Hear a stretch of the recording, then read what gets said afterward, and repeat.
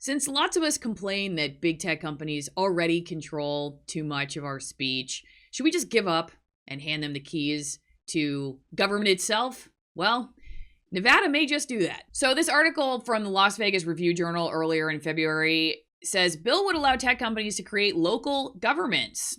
If you've got enough money, acres upon acres of undeveloped land, and an innovative technology, you soon could form a new local government in Nevada.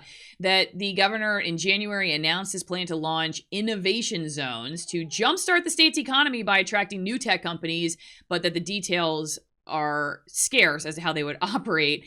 But that according to a draft of the proposed legislation, essentially these innovation zones would allow tech companies to effectively form separate local governments in Nevada that would basically carry the same authority as a county, including the ability to impose taxes, form school districts and justice courts, and provide government services, to name a few duties. He said, I guess the governor pitched this concept at his State of the State address, and in order to bring in new companies, arguing that they need to do something different than tax abatements or other publicly funded incentive packages that had helped bring companies like Tesla. So this is their effort to do something different, apparently.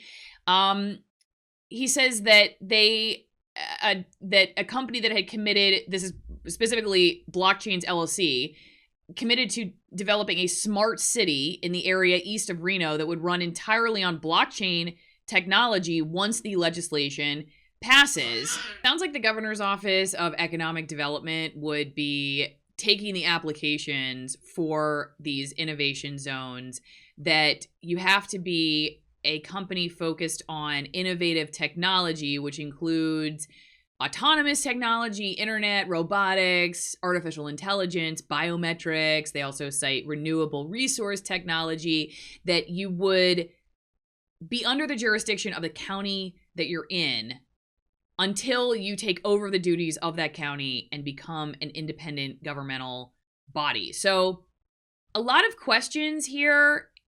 Honestly, a couple that I come up with, but would love to hear from you in the comment section, is say, okay, if you have a company running the government, which I've heard some people jokingly say, well, at least this rips the veil off of how government really works in the United States. Instead of people thinking that it's government by the people, now we just know it's government by corporations. But looks like you also have to own at least 50,000 acres of undeveloped land, all within a single county, but separate of any city, town, or tax increment area. It also has to be uninhabited. The company needs to have at least $250 million and a plan to invest an additional $1 billion over 10 years into the zone. Goes on to describe how in 2018, Blockchains LLC, the tech firm owned by lawyer and cryptocurrency millionaire Jeffrey Burns, purchased about 67,000 acres, about the same size as the city of Henderson, of undeveloped, uninhabited land in Story County at the Tahoe-Reno Industrial Center for $170 million, and that since then the firm has given heavily to political candidates and PACs. And this is one of the funnier quotes in the article. Story County Commissioner Lance Gilman, one of the industrial center's developers, said that the Blockchains Innovation Zone is, quote, going to have an impact on Story County, and the jury is still out on whether that will be positive or negative. I got a lot of questions. Would love to hear what you think in the comment section. One of the few pushbacks to this that I see in the article from the local commissioners is making sure that the county that is ceding the land to this technology company is compensated for that. I'm guessing because they're going to lose out on tax revenue, for instance. And so that's one concern they bring up.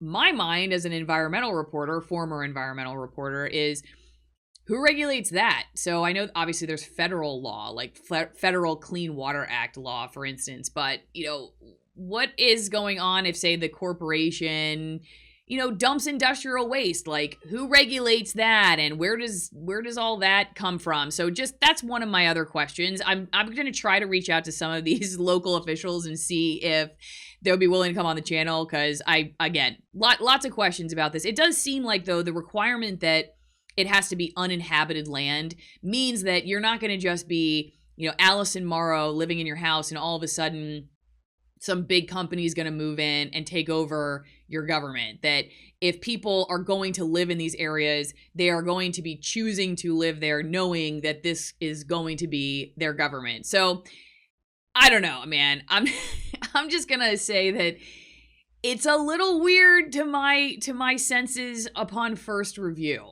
And